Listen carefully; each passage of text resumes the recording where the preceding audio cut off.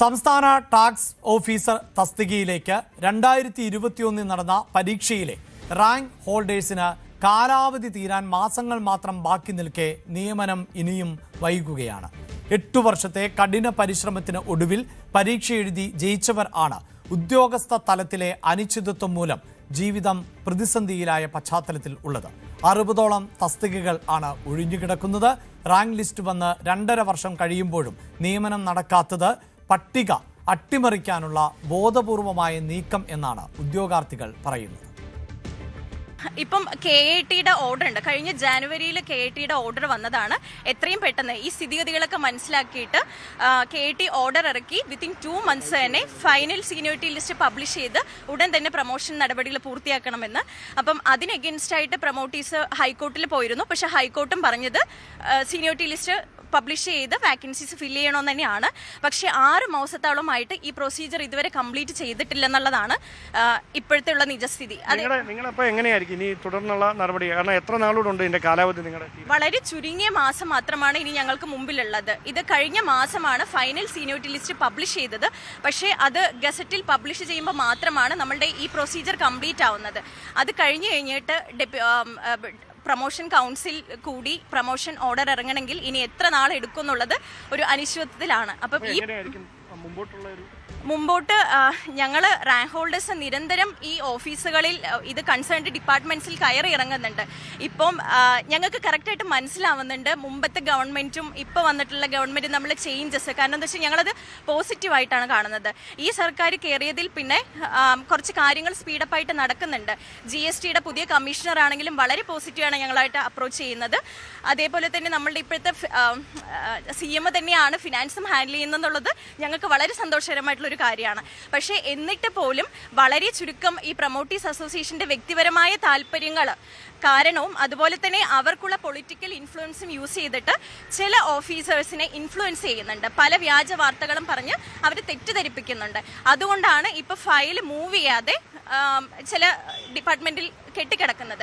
നമ്മൾ ഒത്തിരി കോച്ചിങ് സെന്റേഴ്സിൽ പോയി ഒത്തിരി ടൈം വേസ്റ്റ് ചെയ്തൊക്കെയാണ് നമ്മൾ waste of time and money എന്നൊരു സിറ്റുവേഷനിലാണ് നമ്മൾ നിൽക്കുന്നത്. നമ്മുടെ ഫ്യൂച്ചറാണ്, നമുക്ക് ജീവിക്കാനുള്ള സ്വാതന്ത്ര്യത്തിൽ തന്നെ അതിലൊരു വയലേഷൻ പോലെയാണ് വന്നിരിക്കുന്നത്. ഇപ്പോൾ നമ്മൾ ഇത്രയും കഷ്ടപ്പെട്ട് പഠിച്ചു, പലരുടെയും ഏജ് ഓവറായി പോകുന്നൊരു സിറ്റുവേഷനാണ്. അപ്പോൾ നമുക്ക് അർഹതപ്പെട്ടതാണ്, നമുക്ക് കിട്ടേണ്ട ജോലി മാത്രമേ നമ്മൾ ആവശ്യപ്പെടുന്നുള്ളൂ. യെസ്, ഇതാണ് ഉദ്യോഗാർത്ഥികളുടെ ആക്ഷേപം. ഡാനി, PSCയുമായി ബന്ധപ്പെട്ട ഒട്ടേറെ പരാതികൾ വ്യാപകമായി ഇപ്പോഴും നിലനിൽക്കുന്നു.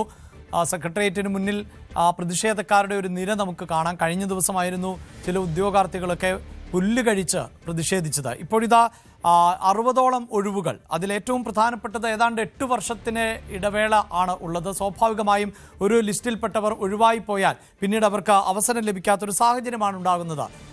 എന്തുകൊണ്ടാണ് ഈ നിയമനം നടക്കാത്തത് എന്നതാണ് പറയുന്നത്. PSCയുടെ ശ്രദ്ധയിൽ ഇത് പെടുന്നില്ലേ? എന്താണ് ഇപ്പോഴത്തെ ഒരു പശ്ചാത്തലം? ഡാൻ,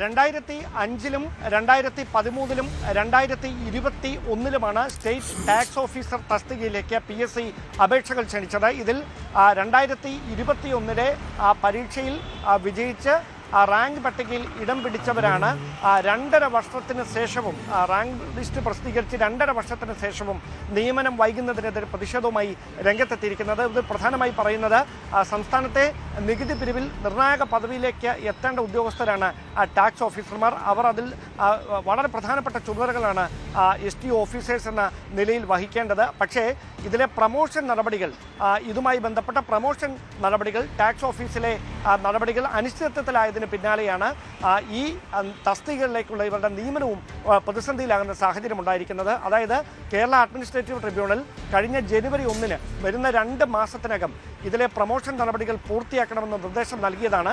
അങ്ങനെ പ്രമോഷൻ നടപടികൾ പൂർത്തിയാക്കിയിരുന്നെങ്കിൽ ഒഴിവ് വരുന്ന മറ്റ് തസ്തികകളിലേക്ക്, ടാക്സ് ഓഫീസർ തസ്തികകളിലേക്ക് ഈ നിയമനം കാത്തിരിക്കുന്ന 60 പേർക്ക് കൃത്യമായി നിയമനം ലഭിക്കുമായിരുന്നു. പക്ഷേ ആ പ്രമോഷൻ നടപടികൾ പൂർത്തിയാക്കാൻ വൈകിയതാണ് ഇപ്പോൾ ഇങ്ങനെ ഒരു പ്രതിസന്ധി ഉണ്ടാക്കിയിരിക്കുന്നത്. ഏതാനും മാസങ്ങൾ മാത്രമാണ് ഇനി ഈ റാങ്ക് ലിസ്റ്റ് ഉള്ളവർക്ക് ബാക്കിയാകുന്നത്. എങ്ങാനും ഈ റാങ്ക് ലിസ്റ്റിൻ്റെ കാലാവധി തീരുന്ന ഒരു സാഹചര്യം ഉണ്ടായാൽ ഇനി 8 വർഷത്തിന് ശേഷം നടക്കുന്ന പരീക്ഷ എന്ന് പറയുമ്പോൾ അത് 2028-ലാകും. അപ്പോൾ ഈ പട്ടികയിൽ ഇടം പിടിച്ചിരിക്കുന്ന പലർക്കും ഏജ് ഓവറാകും. അവർ പ്രായപരിധി കഴിയുന്നതിനാൽ ഇനി പരീക്ഷ എഴുതാൻ കഴിയാത്ത ഒരു സാഹചര്യം ഉണ്ടാകും. 8 വർഷത്തിൽ ഒരിക്കൽ മാത്രം നടക്കുന്ന പരീക്ഷ കഠിന പരിശ്രമത്തിലൂടെ പഠിച്ച് ആ പരീക്ഷ എഴുതി വിജയിച്ച് റാങ്ക് ലിസ്റ്റിൽ ഇടം പിടിച്ചവരാണ് ഇങ്ങനൊരു ദുരവസ്ഥയിലൂടെ കടന്നു പോകുന്നത്. അവർ പ്രതീക്ഷയോടെ കാത്തിരിക്കുകയാണ് സർക്കാരിൻ്റെ ഭാഗത്തു നിന്ന് അനുഭാവപൂർണ്ണമായൊരു തീരുമാനം ഉണ്ടാകുമെന്നറിയാൻ. പല ഓഫീസുകൾ കയറിയിറങ്ങി. പക്ഷേ ബോധപൂർവമായ ചില ഇടപെടലുകൾ ഈ പ്രൊമോഷൻ നടപടികൾ വൈകിപ്പിക്കുന്നതുമായി ബന്ധപ്പെട്ട് നിലനിൽക്കുന്നതുകൊണ്ടാണ് ഇവരുടെ നിയമനവും അനിശ്ചിതത്വത്തിലായത് എന്നാണ് ഇവർ മുമ്പോട്ട് വെക്കുന്ന പ്രധാനപ്പെട്ട ആശങ്ക. യെസ്, എന്തായാലും PSCയുടെ അല്ലെങ്കിൽ സംസ്ഥാന സർക്കാരിൻ്റെ ശ്രദ്ധയിൽപ്പെടേണ്ട ഒന്ന് തന്നെയാണ്. 60ഓളം ഒഴിവുകളാണ്. സാധാരണ നിലയിൽ ചില ഉദ്യോഗാർത്ഥികൾ എന്നത് വലിയ എണ്ണത്തിൽ കൂടുതലാണ്. അവരാണ് സംഘടിതമായ പ്രതിഷേധങ്ങളൊക്കെ നടത്തുക. അത്തരം പ്രതിഷേധങ്ങൾക്കാണ് കൂടുതലും വാർത്തകളിലും ഇടം ലഭിക്കാറുള്ളത്. ഇവിടെ ഇപ്പോൾ 60 ഒഴിവുകൾ എന്ന് പറയുമ്പോൾ ഉദ്യോഗാർത്ഥികളുടെ എണ്ണത്തിലും കുറവുണ്ട്. പക്ഷേ പ്രൊമോഷൻ ഉൾപ്പെടെയുള്ള നടപടികൾ ബോധപൂർവമായി വൈകിപ്പിക്കുന്നതിൻ്റെ അടിസ്ഥാനത്തിലാണ് ആ തസ്തികയിലേക്ക് ഒഴിവ് വരാത്തതും അത് നികത്താത്തതും. അതിൽ ഡാൻ ഏറ്റവും സുപ്രധാനമായി പറഞ്ഞ ഒന്ന് എന്നത് 8 വർഷം. ആ 8 വർഷം എന്നത് നിസ്സാരമല്ല. പലരുടെയും പ്രായം കഴിഞ്ഞു പോകുന്നു നിയമനത്തിനുള്ളത് എന്നതാണ്. അവർക്ക് ഇനിയും ഒരു പക്ഷേ അങ്ങനെയെങ്കിൽ നിയമ പോരാട്ടമൊക്കെ നടത്തേണ്ടതായി വരും. പക്ഷേ അവിടെയും വിജയിക്കുക പ്രയാസകരം എന്നതാണ്. കൂടുതൽ വാർത്തകൾക്ക് News 18 Keralam YouTube channel subscribe ചെയ്യുക.